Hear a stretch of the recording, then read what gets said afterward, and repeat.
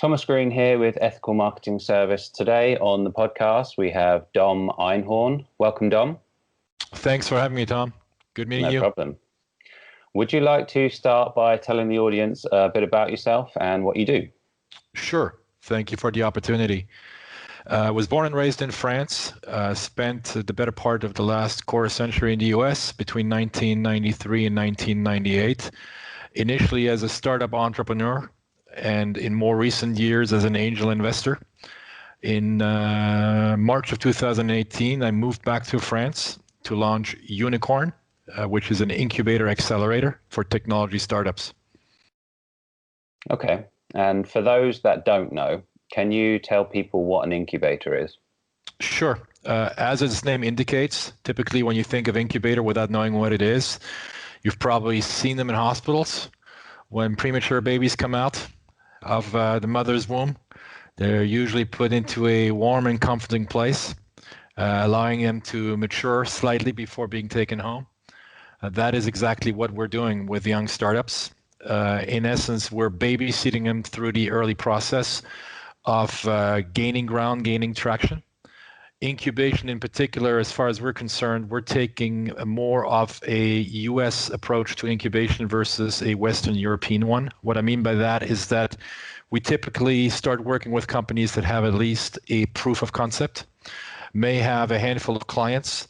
On the financing side, have at least been able to convince their grandmother to trust them with their money. And that's where we jump in. On the acceleration side, we're dealing with more mature companies that have gone through the initial growing pains already and that are primarily looking for help when it comes to customer acquisition and scaling. Well, the experience I have with incubators comes from a TV show called Silicon Valley. Have you seen it? I've seen the first season, and then I kind of dropped out. Is it because of the quality of the TV show, or just busy? Well, it's Hollywood, obviously, right? So there's a lot of truth and there's a lot of exaggeration at the same time. Okay. So if I asked you something about incubators, which is nowhere near reality, then that's the reason. Okay. But generally speaking, what are the common traits that you look for when investing in a business?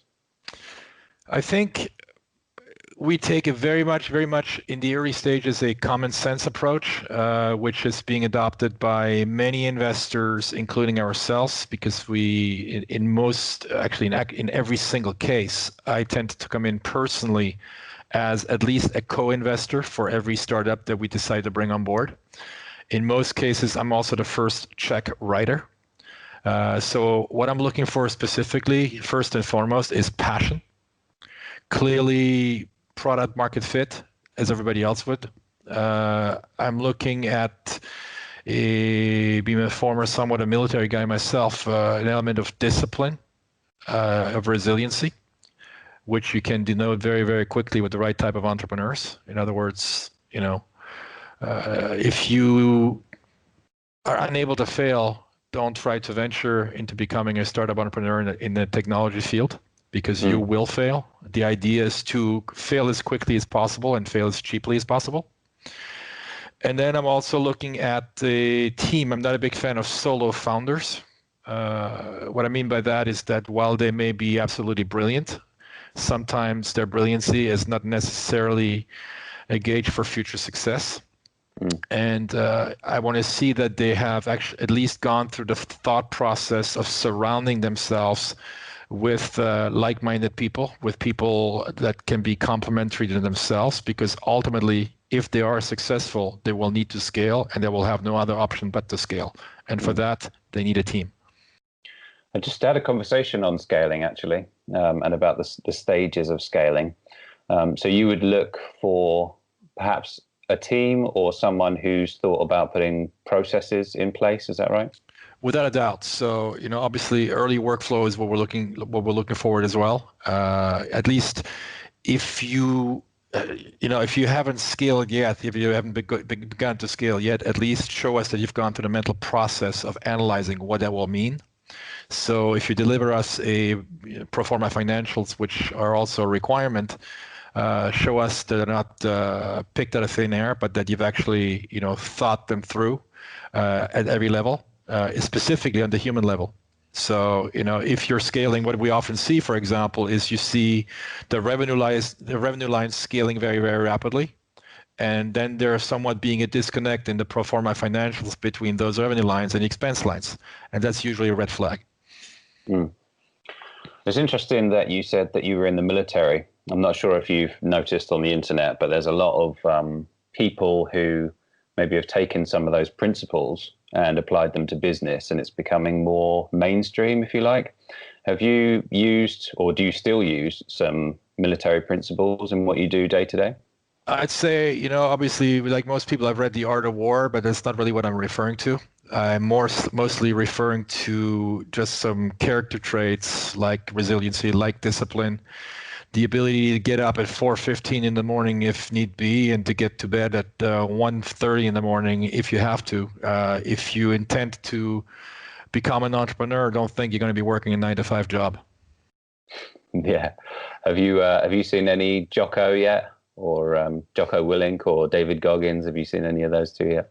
I have not seen that one. I missed out on that one. It's a recommendation if you're interested in that topic. But, I'll definitely make a note of it. so, what are some of the common mistakes that business owners make when looking for investment? That's a very, very interesting question. And it's actually one of the problems that we're looking to resolve, because there is something that we call the expectation gap, which exists both on the startup side and on the investor side.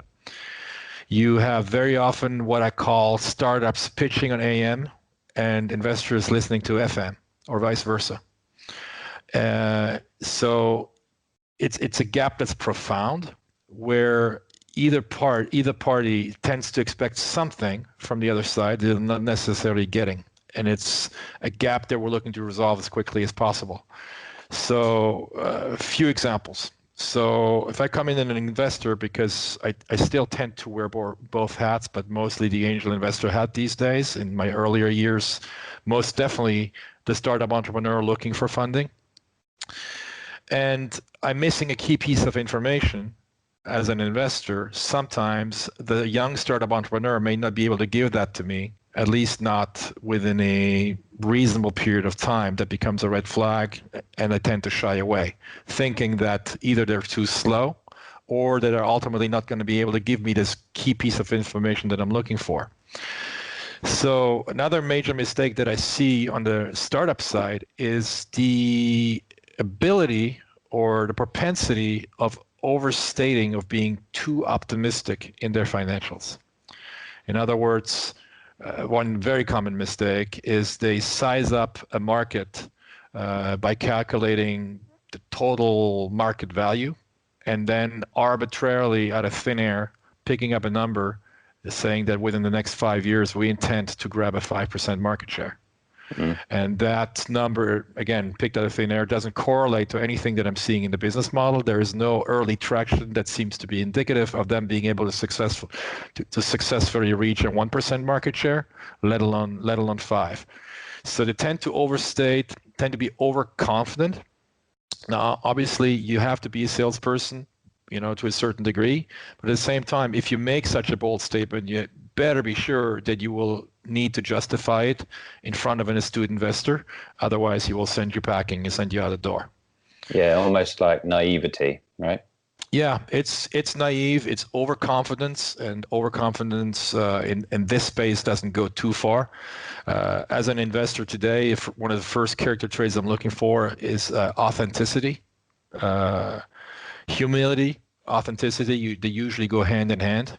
A humble person tends to be an awful lot more authentic than a person who is too cocky, for lack of a better term. And when I see that cockiness, I tend to just move on and say it's probably not a good fit.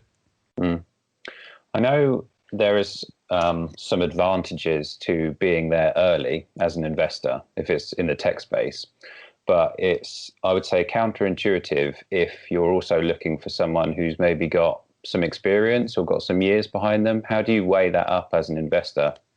Yeah, so I am more of a very early stage investor personally.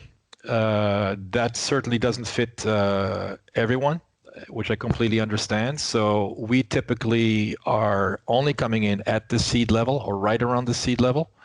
We very rarely participate in a Series A, let alone a Series B. That's too mature for us. While a lot of funds, both retail and institutional investors, act the other way. They don't touch anything at the seed level because for them it's too risky. In our scenario, the reason why we have a stronger appetite for risk is because we typically intend to fill in the many gaps at the early stage level that a startup usually has to deal with, be it accounting, be it legal, be it on the marketing side, on the sales side. If we identify a strong founding team, strong product market fit, and there is one or the other missing, even if there's no revenue or just very early iteration of revenue traction, that is our sweet spot. But it is our sweet spot as a result of the business model that we have developed, which systematically intends to come in at that early stage and lend a helping hand to the young entrepreneur. And you can add a lot of value with your team, is that right? That's correct. The idea is that, in my opinion, a strong team consists of generalists, of specialists, not generalists. As a team builder, I need to build a puzzle. Assuming that puzzle has 100 pieces, the last piece I need is another me, especially if I have a gaping hole somewhere else. It's also a mistake that we see very often on both sides. So for example, we see very often a founding team of 3 PhDs in engineering, very heavy in IQ, sometimes lower on the scale in EQ. And one of the first recommendations I make to those guys is like, look, you got to surround yourself with some complementary skill sets other than yours.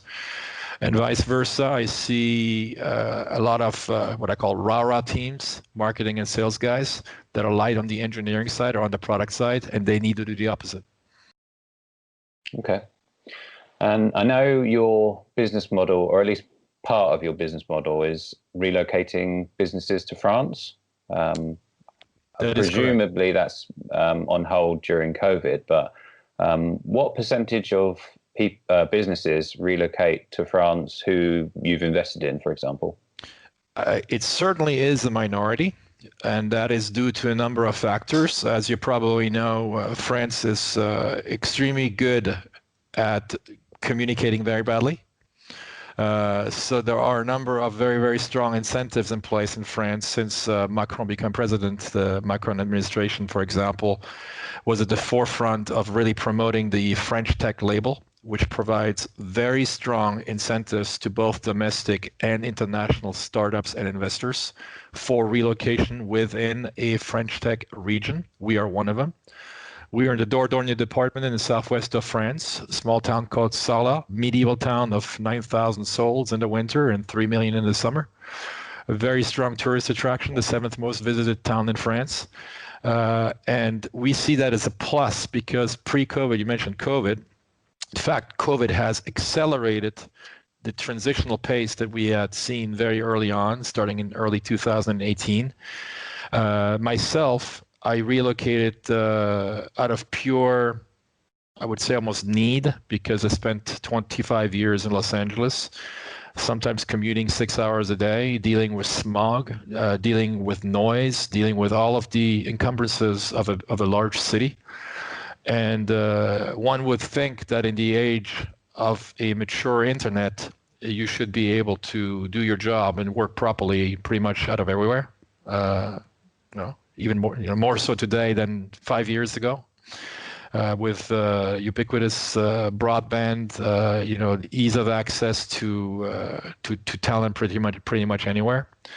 And we've built a team that's roughly 30 people strong out of 15 different nationalities.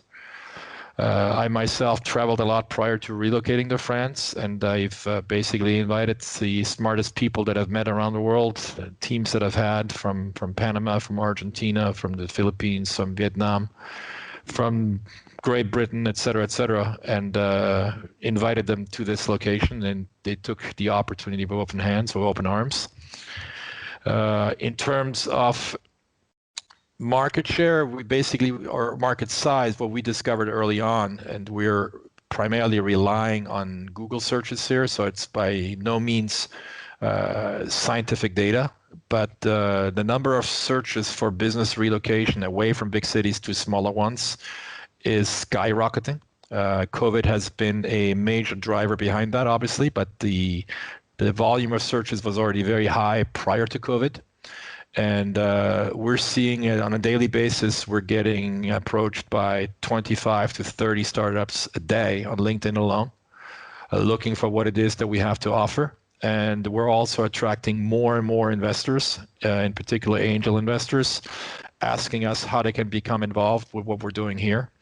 And ultimately, the platform we're building with UNIQORN relies on a perfect balance between supply and demand, supply of capital and the demand coming from the startups. So in essence, we are no different than an Uber or an Airbnb. If you take the example of Airbnb, if you have no travelers, you have a problem. If you have no rooms, you have a problem. So you need to have a perfect balance between the two. And that's always a juggling act. It's not easy to get there. That's almost the case for all businesses, right? It's you have to balance up sales with your capacity to fulfill those sales.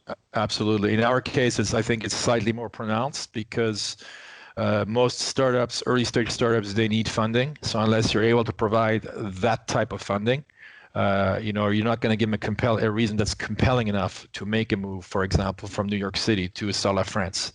Mm. Well, one of the trends, at least in property anyway, in the UK, is that people have been moving away from bigger cities and into the country. So it makes sense that perhaps businesses are doing the same where you are. Well, and you have very nice country in the UK as well, right? So I love London. It's one of my favorite cities in the world. But at the same time, as soon as you're 2 hours outside, you have absolutely beautiful country. So I can understand that. The other factors that you have, obviously, that are more economic factors are sky-high rents in London. I think we did a calculation recently. I think compared to Sala, it was 37-1 on average. So if you're a startup and you're raising any amount of money and you're looking at your use of proceeds, and a large part of your proceeds are going towards rent, which is a pure loss in the early stages, and you have the choice between paying £50,000 a month in rent versus £1,000 a month, the choice is pretty simple, or at least should be. They call it the burn rate. Are you aware of that term?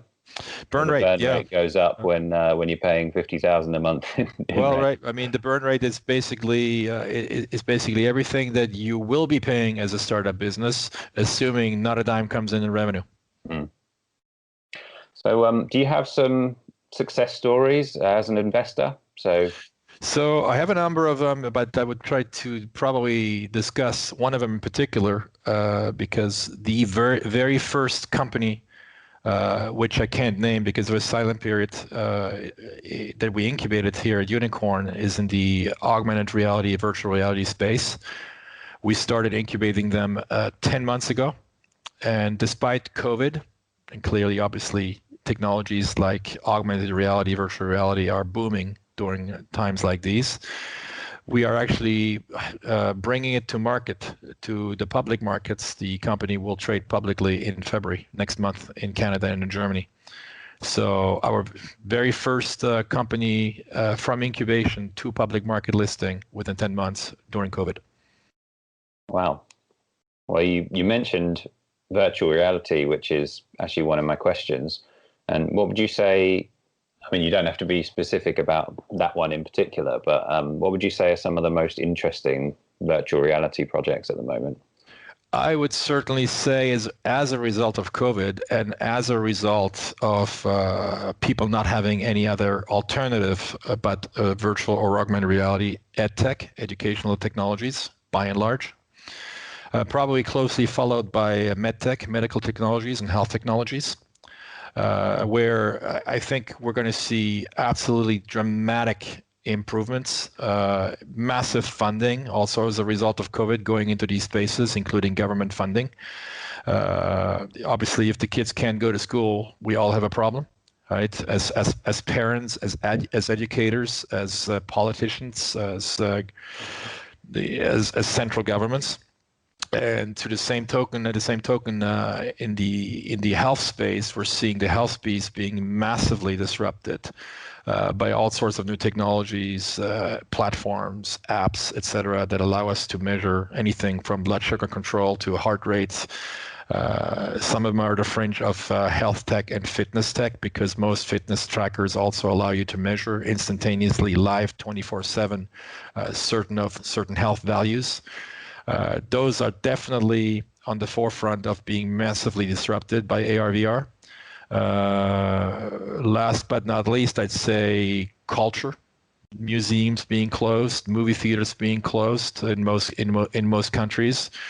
You will see companies like Netflix coming out with a massively disruptive way of engaging in entertainment type of content. We're very much at the cusp of thinning the line and maybe even deleting the line between reality and fiction, which raises a number of ethical issues. The human brain not knowing the difference between reality and fiction. So for example, if someone comes in and holds a gun to Tom's head right now and has a helmet on and says he will blow your brain out, obviously your adrenaline is going to jump. All of a sudden he takes the helmet off. It's one of your best buddies. He says, look, there were no cartridges in my gun. This was a bad joke. I apologize. Your reaction wasn't any different as a human being, right? Everything was real for you. So, I mean, our brains are hardwired for anything, and the line between reality and fiction is quickly blurring.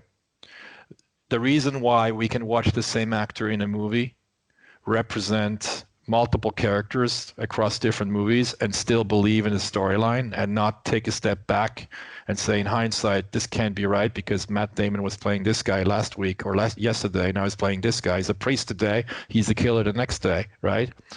Our brains don't work like that. We get drawn in and we tend to forget, we tend to blur those lines. Now imagine one step forward, once Netflix delivers to you a fully immersive experience where you yourself can become a character in the plot. And that plot evolves as you go. There is no longer a script, a scenario being written out, but it will evolve depending on how you interact with certain characters and you become part of that plot. We're very, very close. What I'm talking about today already exists in the lab, has already been developed. It's just not mainstream yet. What I'm saying is that basically every industry known to mankind that is currently flat is about to be revolutionized by AR/VR. Some very early iterations that I personally worked with can give you one concrete example. We took a linear flat book with dinosaurs. Kids tend to be somewhat fascinated by dinosaurs, myself included when I was younger. And we showed it to a little girl called Amy. Amy went through the book. She was somewhat interested in the dinosaurs. Oh, this is a nice one, like the color, et cetera, et cetera. Now scratch the book, bring out the iPad, and now we give her an augmented reality version of the same book with the Triceratops jumping out of the screen and say, hi, Amy, I'm Triceratops. Let me tell you a little bit more about myself. Whoa. I mean, this little girl, given the two options, will never touch the flat book again, right? The engagement rate that you see with anything that is augmented versus anything that is flat, it's like going from, from a megaphone to digital audio to iTunes, right? It's even more so, right? The dramatic engagement rates, certainly also one of the ways, a lot of studies coming out about that, about helping resolve ADD in the school system, attention deficit disorder, where kids, because they are so accustomed to being engaged in different sorts of media. That's the reason why they're glued to a screen, right? This will take this one step further for good and bad. But as we all know, technology is a double-edged sword. It can kill the world and it can save it. It's all about us, how we use it. Heavy doses of AI that come into play, right? So if you're looking at these kind of technologies, they will all merge. So you have AI emerging with AR, VR, 5G, ubiquitous broadband, right? And becoming one fully immersive world versus being separate technologies. That opens up a whole new topic. I thought it was a great answer, by the way. But going into AI, there's lots of differing opinions on how, let's say, potentially fatal it could be or positive it could be. What's your position on that? So call me an internal optimist. Maybe I am. My vision of AI, I think there's one fundamental mistake we're making when the pessimists are discussing the potentially horrible ramifications of what they call runaway AI, which basically defines an artificial intelligence that becomes self-replicates, lives on its own, and basically either leaves us by the wayside, like the ants. It's no longer interested in us because it's too intelligent, or may even kill us. Terminator type of a future, right? I don't believe that for a second. And the reason why I don't believe it is because in my opinion, we will be experiencing is what some people, including Ray Kurzweil, call the singularity. The singularity being defined by the merger of humanity and technology. Human biology and technology will merge to a certain extent, are starting to merge. If you currently have a pacemaker, you basically have AI, you have technology inside of you. If you have a hip replacement, you have technology inside of you. Right? You have basically a version of Tesla inside of you somewhere. I forget about the brand, just to give the idea.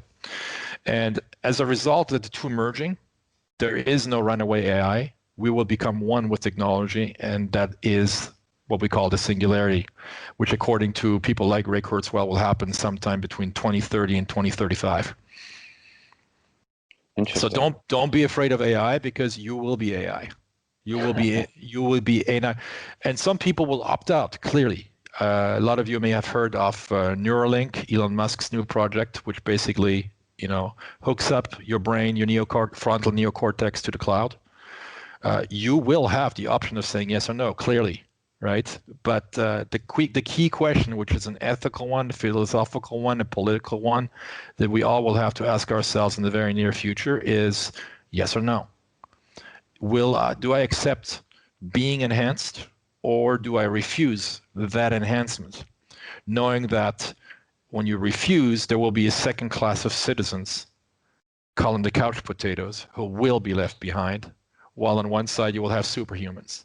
That will definitely happen. There is no question in my mind that that's what we'll have. And that is basically where I see, you're talking about a divide, right? Some people may think, well, that's only going to be available to the wealthy. Well, initially, as with any technology, that is the case. And as with any technology, including the cell phone that we already all have, the smartphone, when technology first comes to market, it is very expensive. It hardly ever works. And there's a lot of issues with it. So if you take, for example, the smartphone, the ancestor of the smartphone, we needed a briefcase to carry it around. It cost thousands of dollars, pounds, euros a month to carry around, and the costs dropped all the time. Then, as with any technology, it becomes rapidly democratized and demonetized. It becomes cheaper, more people can afford it, and it works better and better. And ultimately, people today on welfare carry a smartphone, can make their calls, and have access to a supercomputer in their hands that Bill Clinton didn't have when he was president of the United States. Right? That's what we tend to forget. To the same token, when economists calculate GDP, they make a fundamental error. GDP, in my opinion, is no longer an accurate way of measuring standard of living or how we're progressing on an economic scale. So when they're taking this device, no matter which brand, the smartphone, they're calculating the purchase value of that device, be it 100 pounds, 1,000 pounds, or anywhere in between. That's the only the only metric that's being incorporated in the GDP, completely disregarding the fact that the device itself, if you aggregate all the technology that went into it, is $1 million device, right? So they're not saying we're all carrying $1 million device on us. They're saying we're carrying a 500-pound device on us, which is a fundamental error. So in my opinion, GDP is no longer the way to calculate a standard of living, a standard of life. Well, there's a comedic take on that point, which is what would you need to do if you were to take out all of the things which are on your phone now, but in prior times? So like the comedian goes around and says, all right, I've got to go and get my torch, and I've got to go and get my big map. And it's a whole point about how it's my Encyclopedia Britannica. Yeah. All 34 volumes of them. So as an investor, what is your opinion on shows like Dragon's Den or Shark Tank? I know them both. I find them sometimes entertaining. I think they're somewhat dumbing down the process of what a startup goes through, slightly too mainstream, with a heavy dose of entertainment. So I don't want to say I'm opposed to them. I do find them entertaining. I think they do provide a certain value, even if it's an entertainment value. But I think that for those of you listeners who are looking to become a startup entrepreneur, this is probably not what you would be experiencing when you're actually pitching. I think some key differences that you would see is that first and foremost, you wouldn't just walk into a room with the same 4 or 5 characters on stage, all of which have ulterior motives, or they wouldn't be on that stage. They're also not representative of your typical investors, angel investors. They are public figures first and foremost, with heavy PR departments that make those types of investments out of ulterior motives as well, usually incremental PR. So what you basically would need to get ready for is something vastly different, where you would be trying to target your investor audience with surgical precision, look at the types of investments that they've made before, if that is actually in your industry. Then you would look at their appetite for risk, which will dictate whether they may be a seed, a pre-seed investor versus more down the line, a Series A, Series B, Series C, later on down the line. I would also say for those of you who are early stage startups, don't even bother with VCs, venture capital companies, because you will be rejected simply because, aside from a handful of exceptions, they're not interested in seed or pre-seed types of investments. So focus on angel investors, which in some parts of the world, including France, we call business angels, who are high net worth individuals that provide more than capital. In most cases, they have a network, a very strong network. Before asking him for money, show him a little bit of respect, which actually will help you to convert that potential investor into an actual investor. Don't just blatantly come up and say, I'm looking to raise money. Are you interested in investing? The answer will always be no, because if you're pitching cold and people don't know you, who will write you a check for £100,000? Nobody that I know will. Maybe you do. I thought that was what you were going to say about the common mistakes. So if you're looking for an investor, I would expect it to be the case that people would just come right out and say, "Oh, do you want to invest in my business?" And that would be it. Yeah. So I mean, first, if you're on LinkedIn and you're reaching out, because a lot of pitches that I get from both startups and in particular startups looking for investment on LinkedIn, 50% of them come out like that. I'm raising X amount. Are you interested? Ignore. Right. But if a startup comes to me and actually has read a little bit about my profile and is finding some interesting angles, or we could possibly work together, and shows a little bit of respect, I'm going to at least answer. Not a guarantee of investment, but step one, he's overcome step number one, which is to get my intention and actually to get me somewhat engaged to a certain level. Right. So be sensitive about everyone's unique persona. at least show them a little bit of a respect that you have read their LinkedIn profile, maybe looked at their website, maybe read their bio in full before coming back to them, and then find a creative angle on how you can wheel in that fish. Good. A hook point is what I would call it, right? We all have hook points. It's your job as a startup, if you're looking to raise money, is to find the right hook point, and that hook point is rarely the same for one person versus the next. Well, you've certainly got an interesting profile. I have looked, and I'd love to hear a little bit about your story, if you wouldn't mind, because you said that in one of your profiles anyway, that you initially launched an auction site, was it? Yeah, that was 25 years ago. That's early, actually, isn't it? launched in 1996, the first online art auction, which at that point was called theartauction.com. And interesting experience, because prior to that, I had a number of starving artists. I guess most artists are starving. They were painters, both watercolors and oil painters in particular, some photographers, and we were doing some very early digital marketing campaigns to promote their work. I've always been fascinated by painters and artists because I'm a very bad one. I could never relate to the fact that someone could actually produce a beautiful piece of art and that I couldn't. So I said, maybe there's another way I can help him. And sometimes we actually worked on trade, on barter. So I actually acquired a sizable collection of art as a result of the work that we did. So we were paid in kind. And then in March of 1996, we launched officially theartauction.com, first online art auction. First 3 months, a little bit of traffic, a few sales here and there, nothing to write home about. And then we were contacted by a large US magazine, news magazine, that came and did a feature on us. And a week later, we had 30,000 bidders on the auction site. And overnight, we were in the art shipment business, of which we had no clue about. So we were fulfilling art until 2, 3 a.m. Sometimes putting glass where glass was not supposed to be, forgetting to insure the art and shipping it around, and getting an awful lot of returns. And it was a nightmare until such a time where we had a knock on our door from a very large online auction site that basically offered to buy us out, and we took the offer. So that was an early experience as an exit. The first one in my career was 26 years old at the time. And then we've mostly been working on the entrepreneurial side on customer acquisition campaigns, digital marketing campaigns on behalf of financial services industries and travel companies, mostly.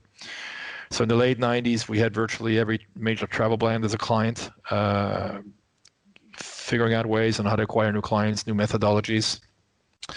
And one thing leading to another. We had I had one large exit in 2001, where that company that was handling those campaigns was purchased by a publicly traded entity. That was right before, I think 3 months before the .com crash. So the timing was pretty good in that one. And then we went somewhat through a dark period, 2001, because everything crumbled. And I personally was in New York City, 9/11. I had 8 meetings planned that day. I finished my first 2, and then my third was supposed to be in the South Tower, which got hit by the second airplane. And my partner at that time was 45 minutes late. We were supposed to be in that building. So that was a very interesting story in a sad way. But I would say, when I say dark time, when that happened, it was an absolute shock. And being in New York during that time, I had been to New York many, many times before. I'd never seen anything like it. The mood in the city, where New York is a very vibrant city where people always smile, screaming around, et cetera, et cetera. Everything being shut down, including the delis, everything closing. It was spooky.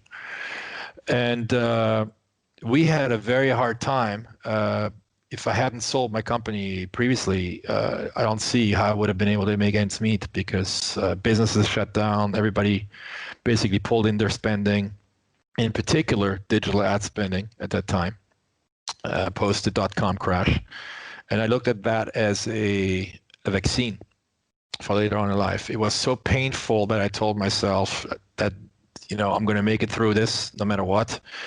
A lot of employees, all of which I kept, and I said, yes, we'll make it through, but we'll make sure that this can never happen to us again. So we took some very strong preventative measures, financial measures, basically, first time in my life at age 31, I realized there were market cycles. Before that crash, I thought, look, it can only go up from here, right? So for all of the entrepreneurs, young entrepreneurs who have never actually experienced a market crash, the only thing I can say, it's not if, it's a matter of when it will happen. And you are either ready or you aren't ready. In 2001, I certainly was not ready. I expected this to continue on the uptrend like everybody else did, at least everybody my age, and I was in for a rude awakening.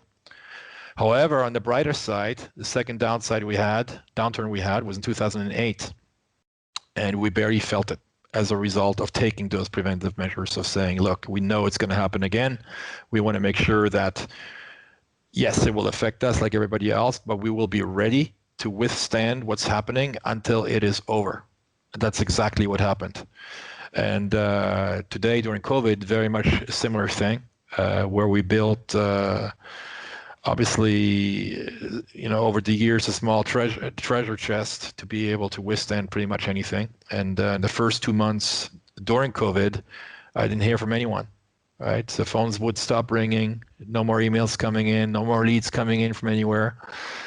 Where we just, told my team guys, just, this is not my first rodeo. Just, this is normal. This is human behavior. Just sit back and just wait it out. Okay. You see some younger guys getting nervous and girls getting nervous. My leads are not coming in. What am I going to do? Is my job safe? Yes, your job is safe. Just wait it out. And then I'd say about 2 months in, for no particular reason, one weekend, phones started ringing, emails started coming in on the same weekend. First thing I did is I went on Google News and see what the latest breaking news was. Couldn't find any in particular, because I thought that, maybe somebody announced the vaccine, or who knows what happened. But no, there was nothing there. And when I asked my clients, it's like, what made you wake up today? They said, well, I realized that, after a couple of months, we're still alive and probably going to be still alive sometime in the future. So it's time to get back to work. And those were mostly North American clients, American and Canadian, who tend to be more aggressive, I would say, than people in France, many of which are still obviously afraid about what may happen, especially with the second COVID variant coming from your shores, apparently. Who knows where it's originally coming from?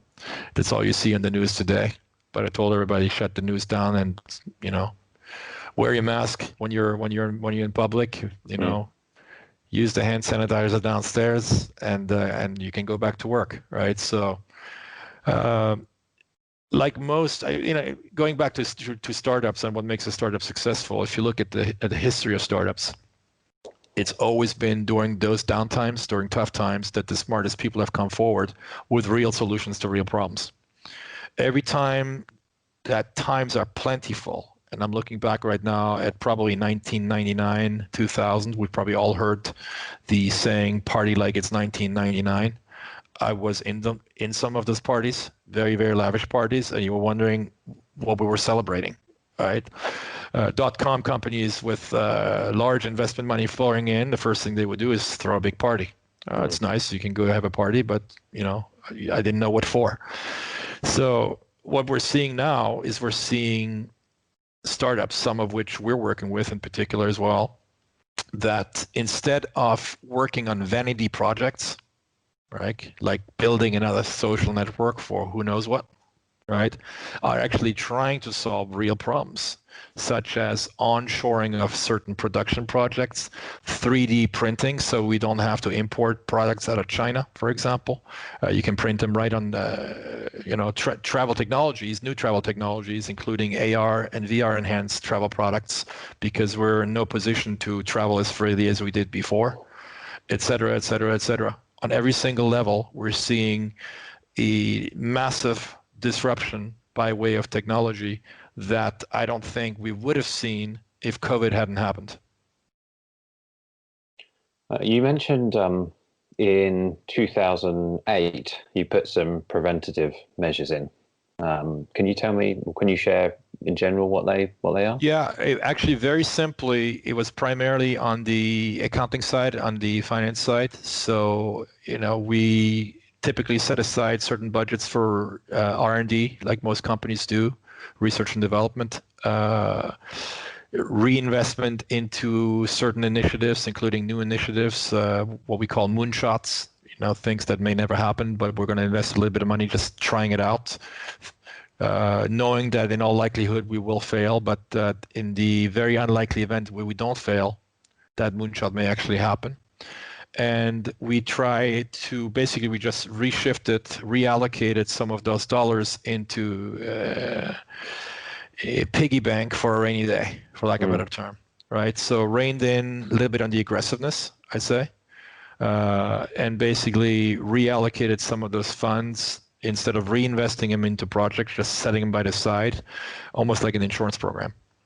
So you're essentially preparing for the next time it happens rather than not expecting it to. Right, knowing that, again, it's not a matter of if, it's a matter of when it will happen. I think I might be wrong, but I think it's every 7 years on average that we see a recession. Yeah. Is that about right? Yeah, so it used to be every 7 years. You're absolutely right. And more recently, what we're seeing is that the cycle is accelerating. And it's accelerating at such a pace that by the time we enter a recession today, we may already be out of it. Right? The cycles become shorter and shorter and shorter, right? So, which obviously brings up another topic that I'm being asked about very often, is, the topic of trend chasing, which is the next most important trend. What are you going after? And usually my answer to that question surprises a lot of people. It's actually an answer, I think, that originally was used by Jeff Bezos when he said that he's not so much focusing on what will change or may chase the trend. What he's doing, he's focusing on what he knows will not change, the mainstays. So what won't change is that we're probably going to wake up tomorrow and eat. We will need clothing. We will need transportation. We will need insurance, et cetera, et cetera, et cetera. So focus on those things because they're a lot more predictable than the things that will change. Because if you took a synopsis of the top 100 economists on December 31st, 2020, and what they predicted for next year, the overwhelming majority of them will absolutely have failed. And they may be Nobel Prize winning economists. None of them have a crystal ball. But the ability to predict what will not change, you can do with relative accuracy, right? So, and then obviously in order to take advantage of what does not change, Jeff Bezos is the perfect example, right? So people shop. Well, they want to shop more conveniently. They want to shop at a better rate. They want great customer service. If they're getting a product that they don't like, they can instantly return it instead of trying to bring it to some retailer that's going to give them, pardon my French, a bunch of crap and they can't do it, right? So the choice becomes very, very simple. That creates trust and confidence. Why would anyone ever do business with anybody else if they try to return something to a physical department store and that clerk told them, no, we're day 31. You only have 30 days to return it. Go back home. Versus Amazon, sure, and we'll pay for the return shipping, right? And by the way, UPS will drop off a box with the shipping label on it. All you have to do is stick it in it and send it on its merry way, right? Clear choice to make. Here, in this scenario, Jeff Bezos, Amazon, has focused on what doesn't change. We still continue to shop. The only thing we do is we prefer to shop with someone whom we trust, versus someone we cannot trust. It's a great answer. I just touched on one more thing regarding your exits from your first and second. So it's the auction company and also you got bought for your digital marketing agency. Is that right? Yeah, that was a merger and acquisition with a public entity. So that was a part cash, part stock transaction. Okay. And did you Because it sounds like the auction one, it was sort of like a welcome surprise. I guess my question is, did you go into it knowing what your exit strategy was, or did you?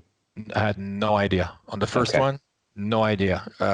Actually, be brutally honest, I had no idea that anyone would be interested in us at that time. That's how much hair we had on ourselves, right? I mean, we were just sweating it, trying to, do we have a specialist? We need to find someone who understands the art business, the shipping business, the insurance business, make sure this doesn't happen because we cannot continue like this, or we just have to shut everything down. So it was an absolute out of left field welcome relief to see that someone was interested in taking that monkey off our back. So what about the second time? Second time was a lot more structured. Okay. But very interesting story there as well, because we were growing so fast. When you grow fast, you usually have cash flow issues. So I remember this like it was yesterday. I was sitting on a Friday afternoon realizing that I wouldn't make payroll that weekend. And that obviously I would be the first one not getting paid. And my phone rang. And the person on the other line introduced himself, and he said, "Well, you don't know me. I know you. I followed what you've been doing, and we want to buy your company." And I'm like, "Well, my company's not for sale." And he told me, "Well, every company's for sale for the right price." And then he said, "I will send my driver up to you to North Hollywood," which is in California where I was. He was a little south of there. And I said, "Well, sir, I'm an adult. I have my own car. Don't send your driver up. Give me your address, and I'm coming down. But it may take a little while because Friday afternoon in Los Angeles, can take a while." He said, "Don't worry. I'll be here until 9 p.m." I went to see him. One thing led to another. Ultimately, that same day, I had never met the person in my life before. He pulled out a good faith check out of his drawer, put it on the table in front of me, because I still told him I wasn't for sale. And he goes, "Why don't you take this home, son?" I remember the term son. "And think it over the weekend. If you don't like it, keep the check." So I glanced on the check, and it was a almost seven-figure check. And I grabbed the check and said, "Thank you very much. We have a deal. I'll think it over the weekend." I rushed to the bank, and I made payroll that weekend. So that's how that happened. I would say that to answer your question more directly is that we, in those times, because things were going so fast and other companies were being acquired, we had a feeling that we were on the radar for a number of potential acquirers. We just didn't know when it would happen, right? And now with enough hindsight, because the dot-com crash happened shortly thereafter, the timing couldn't have been better, because if I had received that same phone call 4 months later, it would have been for 10 cents on the dollar. Well, it sounds like you negotiated pretty well based on your position as well. Yeah, and I had some co-negotiators who were more mature than I was, fortunately, in those times, and it did work out well. Yeah. I know you probably don't need to, but it sounds like you could write a good book based on your business experience. Have you considered it? I haven't considered it. I had at one point in time, I had a writer who told me the same thing, that he would want to put a pen to it. Probably something that one a little less busy, not preparing for obviously like a huge event, as you know, right, that we're preparing for right now in October here in Sala. At that point in time, maybe 5 years from now, 10 years from now, if people still read books by then, or if they can instantly download them to their frontal neocortex, maybe at that point. So I always ask guests, what are your business goals for UNIQORN? Or what are your business goals in general? Yeah, I think my business goals are absolutely, as you said, for UNIQORN. My sole purpose in my professional life at this stage is to become a very strong, very credible ally to the right type of startups. I want to empower them with the tools and services that they need to succeed, along with my team. I want to, at the same time, make out of our town here in Sarlat, in the south of France, a brand in the technology incubation space. We are, as it stands, the sole incubator-accelerator. We welcome any potential competitors to move straight in with us. There's only healthy competition in this field. As long as you're helping other entrepreneurs make their dreams come true, by all means.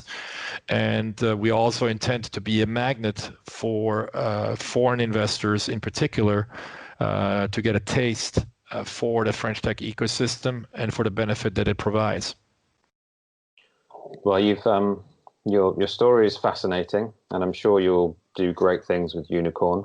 Where is the best place for people to find you? The easiest way is probably to find me personally on LinkedIn. Dom Einhorn, D-O-M as in Mary, Einhorn, E-I-N-H-O-R-N. Einhorn means unicorn in German. The website is UNIQORN with a Q, incubator.com, all in one string. My personal email is dom@unicornincubator.com.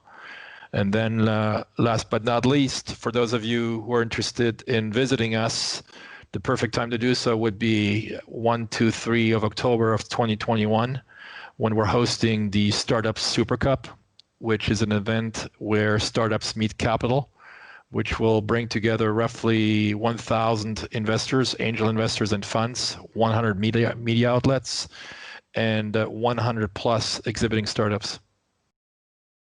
Well, thank you again for coming on. I think you've added some great value, so thank you for that. And is anything else that you'd like to add? Unless you have another question, Tom. Thanks so much for having me on the show. My pleasure, and I'll speak to you soon. Thank you. Bye-bye. Bye.